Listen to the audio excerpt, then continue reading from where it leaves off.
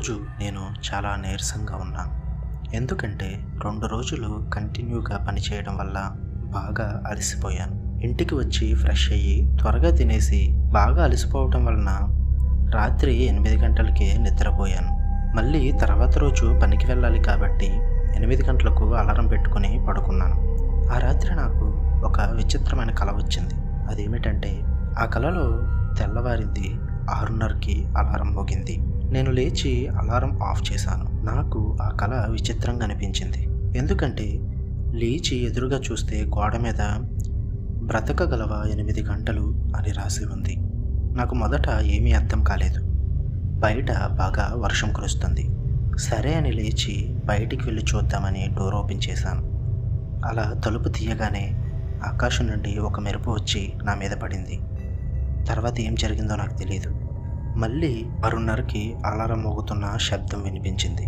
నేను మళ్ళీ లేచి అది కట్టేసి ఎదురుగా ఉన్న గోడని చూసా. ముందులాగానే బ్రతకగలవా 8 గంటలు అని రాసి ఉంది. ముందులాగానే బయట వర్షం పడుతుంది. నాకేమీ అర్థం కాలేదు. మళ్ళీ వెళ్ళి తలుపు తీద్దామని అనుకున్నా. అంతకంటే ముందు ఆ గోడ దగ్గరికి బాగా వెళ్ళి చూస్తే ఆ గోడ మీద ఇలా ఉంది, బ్రతకగలవా 8 గంటలు అని రాసి ఉన్న దాని కిందే అప్పుడే ఇది ముగుస్తుంది అని ఉంది. అయితే నేను అది పెద్దగా పట్టించుకోకుండా మళ్ళీ వెళ్ళి తలుపు తెరిచాను. ముందు జరిగినట్టే ఒక మెరుపు వచ్చి నా మీద పడి చనిపోయా. మళ్ళీ చూస్తే 6:30 అలారం మోగింది. అప్పుడు అర్థమైంది నాకు 8 గంటలు నేను బ్రతకాలి, అప్పుడే ఇది ముగుస్తుందని. అయితే నేను ఒకటి నిర్ణయించుకున్నా, లేచి ఈ డోర్ ఓపెన్ చేయకుండా ఇంటిలోనే ఉండాలి అని. అలా ఉన్న 5 నిమిషాలకి నా క్రింద ఉన్న భూమి మొత్తం ఊగుతూ ఒక భూకంపం ఏర్పడి అందులో పడి చనిపోయా. వెంటనే మళ్ళీ అలారం శబ్దం వినిపించింది. అప్పుడు నేను అనుకున్నా, ఇంటిలో కూడా ఉండలేను అని. నేను ఏదో ఒకటి చేసి ఈ 8 గంటలు ఈ ప్రమాదాలన్నీ దాటుకుని బ్రతకాలి, అప్పుడే ఇది పూర్తవుతుందని నాకు అర్థమైంది. అయితే ఈసారి నేను లేచి డోర్ దగ్గరికి వెళ్ళి తలుపు ఓపెన్ చేశాను. మెరుపు నా మీద పడే లోపే వెనక్కి వెళ్ళిపోయాం. మెరుపు నుంచి తప్పించుకుని ఇంటిలోంచి బయటికి రాగలిగాను. అయితే బయటికి రాగానే వర్షం ఆగిపోయింది. వెంటనే చీకటి ఉన్న ప్రదేశం ఒక్కసారిగా సూర్యుని కాంతితో వెలిగిపోయింది. చుట్టుప్రక్కల పరిసరాలు చూసి నేను చాలా భయపడ్డాను. చాలా ఇల్లులు నాశనం అయిపోయి ఉన్నాయి. వాటి మీద కథ ముగిసింది అని ఉంది. మరికొన్ని ఇళ్ళల మీద 8 గంటలు పూర్తయిందని ఉంది. నేను అది చూసుకుంటూ రోడ్డు మీద కారు దగ్గరికి వెళ్ళేసరికి ఒకవైపు నుంచి ఒక లారీ నా వైపుగా దూసుకుని వచ్చింది. దాని నుంచి తప్పించుకోబోయి నేను ప్రక్కన ఉన్న పొదల వైపుకి దూకాను. కానీ ఆ పొదల దగ్గర ఎక్కువగా ముళ్ళ కంపలు ఉండడం నేను చూసుకోలేదు. దూకిన నన్ను నేను అదుపు చేసుకోలేకపోయి నా చేతులు నా ముఖానికి అడ్డు పెట్టుకుని వాటి మీద పడిపోయాను. వాటి మీద పడిన నాకు పెద్దగా గాయాలు కాలేదు, కానీ చేతుల మొత్తానికి ముళ్ళు గుచ్చుకుపోయాయి. వాటన్నిటిని నా చేతుల మీద నుంచి తొలగించుకున్నాను. నొప్పి ఎక్కువగా అనిపించింది, కానీ నేను ఎక్కువగా ఆలోచించలేదు. అదే సమయానికి నా జేబులో ఉన్న మొబైల్కి ఒక మెసేజ్ వచ్చింది. ఓపెన్ చేసి చూస్తే అందులో ఇలా ఉంది: నీ ఇంటి క్రింద ఉన్న బేస్మెంట్లో ఒక విగ్రహం ఉంటుంది. అది నువ్వు పట్టుకోగలిగితే నువ్వు ఏ పనులు పూర్తి చేయక్కర్లేదు. నువ్వు అది పట్టుకోగానే 8 గంటలు వెంటనే గడిచిపోతాయని ఉంది. అది చూసి నేను ఇది బాగుంది కదా అనుకుని పూర్తి చేద్దామనుకుని మా ఇంటి క్రింద ఉన్న బేస్మెంట్ డోర్ ఓపెన్ చేశాను. నా దగ్గర ఉన్న టార్చ్ ఆన్ చేసి బేస్మెంట్ క్రిందకి మెట్లు దిగుతూ వెళ్ళాను. క్రిందకి వెళ్ళిన 5 నిమిషాలకు ముందులాగా భూకంపం వచ్చినట్టు మొత్తం మళ్ళీ కదలడం ప్రారంభమైంది. నేను అక్కడే బల్ల క్రిందకి వెళ్ళి కూర్చున్నా. నా పైన ఉన్న ఇల్లు మొత్తం కూలిపోయింది. నేను ఏ దారిలో అయితే బేస్మెంట్కి వచ్చానో అది మూసుకుపోయింది. నాకేం అర్థం కాలేదు. వెనక్కి వెళ్ళేది లేదు కాబట్టి నేను ఆ విగ్రహం వెతుక్కుంటూ ముందుకు వెళ్ళాను. ప్రతి చోటు వెతుక్కుంటూ వెళ్తున్నా ఒక్కసారిగా నాకు విచిత్రమైన శబ్దం వినిపించింది. అది ఒక జంతువు అరుపులాగా అనిపించింది. నాకు బాగా భయం వేసింది. నా టార్చ్ లైట్ కూడా ఆఫ్ అయిపోయింది. అక్కడ చాలా చీకటిగా ఉంది. ఆ చీకటిలో మెరుస్తూ నాకేదో కనిపిస్తుంది. ఆ చీకటిలో దూరంగా నాకు ఏదో మెరుస్తూ కనిపించింది.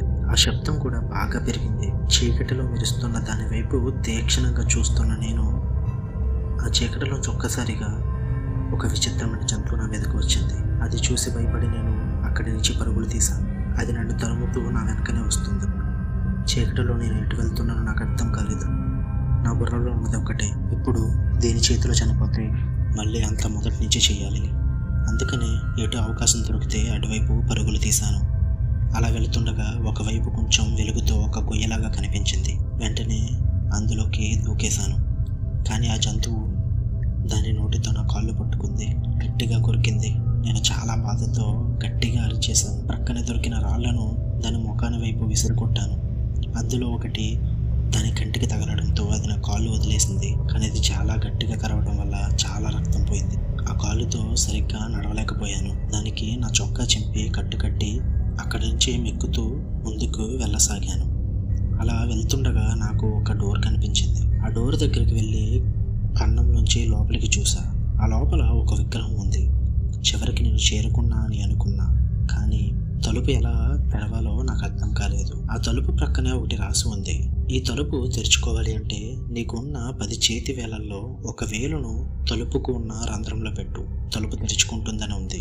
అందుకు వెంటనే నేను ఏం ఆలోచించకుండా నా చూపుడు వేలును ఆ తలుపు రంధ్రంలో పెట్టాను. అలా పెట్టగానే ఒక శబ్దం వచ్చి ఒక్కసారిగా నేను లోపల పెట్టిన వేలు తెగిపోయింది. నాకు ఆ బాధ తెలుస్తుంది. చాలా గట్టిగా అరిచాను. రక్తం ఎక్కువగా పోతుంది. ఈలోపు తలుపు తెరుచుకుంది. నొప్పి కోసం ఆలోచించకుండా పరిగెత్తుకుంటూ వెళ్ళి ఆ విగ్రహం పట్టుకున్నా. ఒక్కసారిగా మొత్తం చీకటి. నాకేం కనిపించలేదు. అంతా చాలా ప్రశాంతంగా మారిపోయింది. నాకు చాలా ముద్దుగా అనిపించింది. కాసేపటికి నేను స్పృహ కోల్పోయాను. చాలా సమయం గడిచిన తర్వాత అలారం మోగిన శబ్దం. వెంటనే నేను లేచి అమ్మయ్య తెల్లవారిపోయింది, మొత్తానికి కళ అయిపోయింది అని చాలా సంతోషంగా ఫీల్ అయ్యి లేచి చూస్తే నేను రోడ్డు మీద పడి ఉన్నాను. నా ఇల్లు వైపు చూసా, అది మొత్తం కూలిపోయి ఉంది. అదేంటి రాత్రి అంతా జరిగింది కళ కదా అనుకున్నా. వెంటనే నా చెయ్యి మరియు కాలు వైపు చూసుకున్నా. రెండింటికి కట్టులు కట్టి ఉన్నాయి. నేను చాలా భయపడ్డాను. ఇదంతా కళ కదా, నిజంగా జరిగిందా అని ఆశ్చర్యపోయా. గట్టిగా అరిచాను. నాకు సహాయం చేయండి అని అరుస్తున్నా. ఎవ్వరూ పలకట్లేదు. అలా అరుస్తున్న అదే సమయానికి రోడ్డు మీద ఉన్న నన్ను ఒక లారీ వచ్చి గుద్దేసింది. అంతా ఒక్కసారిగా నా మైండ్ బ్లాంక్ అయిపోయింది. నేను గాలిలో ఎగురుతున్నట్టు అనిపిస్తుంది. నా చుట్టూ మొత్తం చీకటి. ఏదో ఒక శబ్దం నాకు వినిపిస్తుంది. నేను కళ్ళు తెరవలేకపోతున్నాను. నా చేతులు కదలట్లేదు. ఆ శబ్దం ఇంకా ఇంకా ఇంకా ఎక్కువగా పెరుగుతుంది. నాకు బాగా వినిపిస్తుంది. ఆ శబ్దం నేను తట్టుకోలేకపోయా. ఒక్కసారిగా కళ్ళు తెరిచి చూశాను. నేను కళ్ళు తెరవగానే నాకు నా గది సీలింగ్ కనిపించింది. పక్కకు తిరిగి చూశాను. నేను 8 గంటలకు పెట్టుకున్న అలారం మోగుతున్న శబ్దం. ఒక్కసారిగా లేచి అలారం ఆపి ఊపిరి పీల్చుకున్నాను. Hello my dear story lovers. Story నచ్చితే లైక్ చేయండి, షేర్ చేయండి, సబ్స్క్రైబ్ చేయండి. ఎలాంటి కొత్త స్టోరీస్ కావాలంటే ఛానల్ని సబ్స్క్రైబ్ చేయండి. కింద ఉన్న బెల్ ఐకాన్ని ఖచ్చితంగా ప్రెస్ చేయండి. మరిన్ని వీడియోస్ వస్తూ ఉంటాయి. ఖచ్చితంగా ఛానల్ ఫాలో అవ్వండి. అండ్ ఇన్స్టా లింక్ కూడా ఉంటుంది. అప్డేట్స్ ఏమైనా ఉంటే అందులో పెడుతుంటాను. సో ఇన్స్టా కూడా ఫాలో అవ్వండి. సో మీకు త్వరగా అప్డేట్స్ వస్తాయి. Thank you. Love you all.